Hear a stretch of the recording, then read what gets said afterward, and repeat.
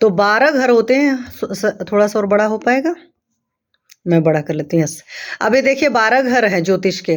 तो सिंपल सी बात है, जैसे मान लीजिए एक आपने बनाया वर्गाकार बना लिया या कुछ लोग आयताकार बना लेते हैं। उसको आपने बिल्कुल क्रॉस लाइन से जब किया तो अच्छा हाँ, तो आप सिंपल मतलब क्रॉस सेक्शन बनाया, फिर आपने फिर से कट किया, बहुत सिंपल सा तरीका है बनाने का। तो बना लिया तो इसमें देखिए जहाँ पर 1 नंबर लिखा है, वो पहला घर है। 1 नंबर की किसी की कुंडली में यहाँ पर कुछ भी नंबर पड़ सकता है। जैसे अगर किसी का मेष लग्न हो तब तो यही कुंडली एप्लीकेबल होगी, लेकिन मान लीजिए किसी और का लग्न कोई और होगा, तो यहाँ पर जो 1 नंबर लिखा है, वहाँ पर लग्न नंबर दूसरा लिखा होगा। पर घर के हिसाब से अगर हम बात करेंगे, तो घर में जहाँ पर 1 नंबर लिखा है वो पहला घर है, जहाँ पर 2 नंबर लिखा है वो दूसरा घर है, जहाँ पर 3 नंबर लिखा है वो तीसरा घर है, जहाँ पर 4 नंबर लिखा है वो चौथा घर है, जहाँ पर 5 नंबर लिखा है उसी तरीके से 5वां घर हो गया।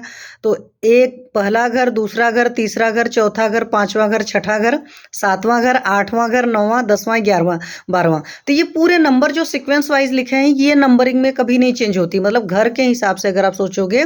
क्यों? क्योंकि ये जो घर के ऊपर नंबर लिखे हुए हैं, वो कुछ हर घर के अपने भाव हैं। या आप ये कह सकते हो कि हर घर किसी चीज़ को डिनोट करता है। जैसे जो फर्स्ट हाउस की अगर मैं बात करूं, जो जहां पर 1 नंबर लिखा है, जिसको फर्स्ट हाउस या प्रथम घर कह सकते हैं हम। तो पहला घर जो होता है आपके सेल्फ को रिप्रेजेंट करता है, आपकी पर्सनालिटी को रिप्रेजेंट करता है। आप खुद जो है अपने आप को वो फर्स्ट हाउस से रिप्रेजेंट होते हो, ठीक है। सेकेंड हाउस की अगर मैं बात करूं, तो सेकेंड हाउस जो होती है वो हमारी फैमिली होती है, हमारा परिवार जो होता है वो सेकेंड हाउस होता है। साथ में हमारा पैसा जो होता है, फैमिली भी हो गई, फाइनेंस भी हो गया, हमारा पैसा भी होता है। और जैसा कि मैंने कई बार सेशन में आपको बताया है, ये दूसरा घर आपकी वाणी का घर होता है। मतलब फैमिली भी हो गया, आपका पैसा भी हो गया, और आपका खाना जो आप खाते पीते हो, मतलब वो भी आपके सेकंड हाउस से देखा जाता है। और साथ में वाणी का घर है, आप बोलोगे कैसे, जैसे मैंने आप लोग को बताया था। आचार्य जी चला गया है नंबर। तो स्क्रीन शायद अन्य जगह से शेयर हो रही है, कृपया अपनी स्क्रीन अनशेयर करके करें, हम कर सके था।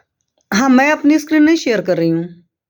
ये आपका नहीं रहा था, मैं कर रहा था आशीष वर्ग।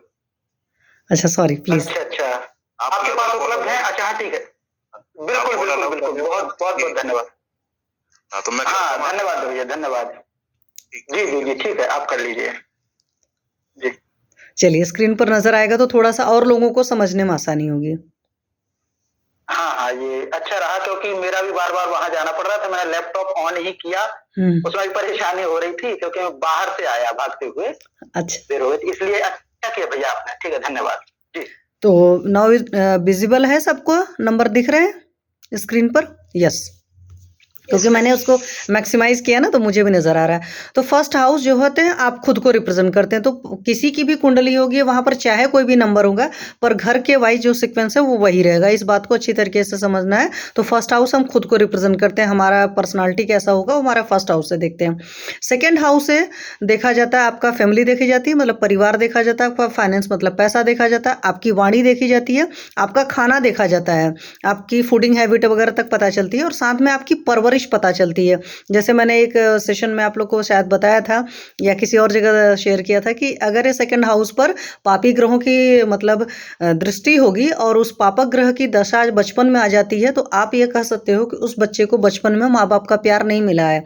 वो जो बचपन को मिलना चाहिए, जो चीज़ें लाड प्यार मोहब्बत मिलनी चाहिए, माता पिता का साथ मिलना चाहिए, जो माहौल मिलना चाहिए, वो नहीं मिलता है।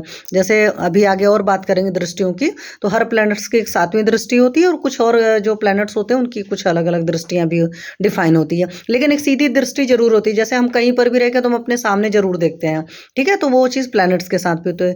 तो ये था second house. Now third house की अगर हम बात करें, तो थर्ड हाउस जो होता है आपका पराक्रम होता है, हमारे अंदर साहस कितना है वो हमारे यहाँ से देखा जाता है। साथ में हमारे छोटे भाई बहन हम थर्ड हाउस से देखते हैं। तो मेनली पराक्रम का घर है। और आज की डेट में जब ऑनलाइन मीडिया बहुत चला है, तो आपको पता है ऑनलाइन मीडिया का घर, कम्युनिकेशन का घर, ये थर्ड हाउस है।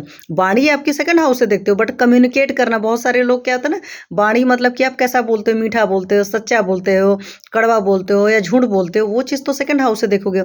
But how you communicate communicate या कम्युनिकेट करते भी नहीं, कम्युनिकेशन स्किल आपकी कैसी है, तो वो आपके थर्ड हाउस से देखा जाता है। क्योंकि कालपुरुष की कुंडली के हिसाब से अगर ये देखें तो ये कालपुरुष की ही कुंडली है और यहाँ से थर्ड हाउस को मेन रिप्रेजेंट करते हैं हमारे मरकरी जी या बुध जी। तो बुध जो होते हैं बुद्धि या वाणी के कारक भी होते हैं, ठीक है। और फोर्थ हाउस जो है वो रिप्रेजेंट करता है आपकी माँ का घर है। मतलब एक्चुअली तो वैसे सोचोगे ये बहुत सारी चीज़ों को रिप्रेजेंट करता है, मतलब माता को भी रिप्रेजेंट करता है, भूमि को रिप्रेजेंट करता है, भूमि भवन वाहन जितने सारे सुख मिलेंगे वो आपके फोर्थ हाउस से देखा जाता है। और आपके इमिडिएट सराउंडिंग, मतलब आप जहाँ रहते हो, मतलब जैसे मान लो आज मैं चंडीगढ़ रहती हूँ, कल मैं कहीं और चली जाऊँगी, तो मैं जहाँ भी चली जाऊँगी वो हर जगह वो फोर्थ हाउस से रिप्रेजेंट होगी। तो कुंडली में बहुत सारी चीज़ें देखनी हो जाती हैं, तो वो यहाँ पर से काउंट होता है। और कैसी आपको यहाँ पर अच्छे ग्रह होंगे तो अच्छी चीज़ें मिलेंगी, अगर पापी ग्रह होंगे तो माहौल खराब होगा। वो हर घर के साथ लगभग यही सिस्टम है। आगे बहुत सारी बातें होंगी, बताएंगे। फिर फिफ्थ हाउस जो होता है, जहाँ पर 5वां लिखा है नंबर, वो फिफ्थ हाउस है।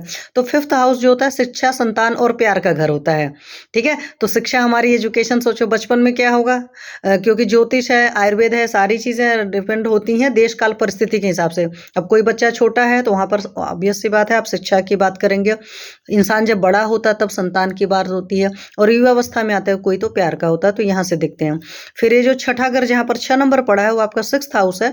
सिक्स्थ हाउस रिप्रेजेंट करता रोग, ऋण और रिपू को। तो हमारी बीमारी जो होती है हम सिक्स्थ हाउस से देखते हैं। हमारे ऊपर जितना कर्जा या डेप्ट वगैरह होगा वो हम सिक्स्थ हाउस से देते हैं। रिपू जो होते हैं, षड रिपू जो होते हैं हमारे काम, क्रोध, मद, लोभ, मोह, मात्सर्य बोलते हैं। एस्ट्रोलॉजी में, आयुर्वेद में भी 6 तरह के होते हैं, रिपू होते हैं, दुश्मन होते हैं। तो इनको हम अपने सिक्स्थ हाउस से देखते हैं। तो यहाँ पर कैसे ग्रह प्लेस्ड होते हैं वहाँ से भी पता चलता है कि आपका कैसे, मतलब आपकी बीमारियाँ कैसी होंगी, ठीक होंगी नहीं होंगी, सारी चीज़ें सिक्स्थ हाउस से देखते हैं। फिर सीधे 1 के सामने देखोगे, सामने 7 पड़ता है। तो जो 7 नंबर है ये आपके अपोजिट पार्टनर को रिप्रेजेंट करता है, आपके लाइफ पार्टनर को रिप्रेजेंट करता है और मेनली बिजनेस को रिप्रेजेंट करता है। तो जैसे ये 7th हाउस बिजनेस को रिप्रेजेंट करता है, वैसे ही आपका 6th हाउस जो होता है वो आपकी जॉब को रिप्रेजेंट करता है। तो किसी का 6th हाउस बहुत अच्छा हो तो हम हमेशा बोलते हैं भाई आप जॉब करिए, या 7th हाउस अच्छा होता है तो बोलते हैं बिजनेस करिए। तो यहाँ पर से डिसाइड किया जाता है कि जॉब करना है, बिजनेस करना है। अब 8th हाउस जो होता है, 8th हाउस हिडन सीक्रेट्स को करता है। हिडन सीक्रेट्स के अलावा 8th हाउस जो होता है वो बहुत सारी जो वैसी विद्याएं होती है, जैसे तंत्र वगैरह की बात होती है, वो सारी चीज़ों